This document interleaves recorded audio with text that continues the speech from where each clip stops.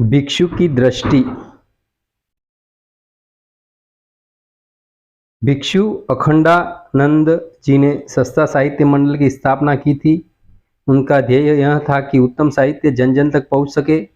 जन जन तक पहुंच सकने के लिए पुस्तकों को सस्ती होना ही चाहिए था।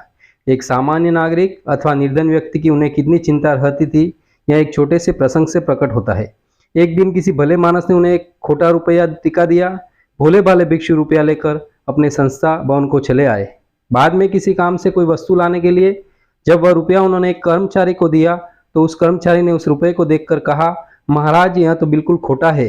अखंडानंद जी ने भी देखा, हाँ है तो खोटा ही। अब कुछ क्षण विचार करके उन्होंने उस कर्मचारी को कहा, जा जल्दी जाकर उसे कहीं जमीन में गहरा गाड़ दे। उस कर्मचारी ने यह आदेश पाकर कुछ सोचा और कहा, ऐसा करता हूं कि बाजार जाकर किसी न किसी दुकानदार को यह रुपया मैं टिका ही देता हूं। अरे नहीं भाई, ऐसा न करना, यह तो बड़ा अन्याय होगा। खोटा रुपया सच्चा बताकर किसी को दे देना अप्रामाणिकता है, अनीति है। हमें ऐसा कभी नहीं करना चाहिए। और फिर एक बात और भी सोचो, मान लो कि खोटा रुपया कभी किसी गरीब आदमी के पास पहुंच जाए और वह गरीब आदमी अपने बाल बच्चों के लिए कुछ अनाज लेने बाजार जाए, तब रुपया तो चले नहीं, अनाज के बदले उसे गालियां ही मिले, उसके बाल बच्चे भूखे ही रह जाए, तब क्या हो बताओ।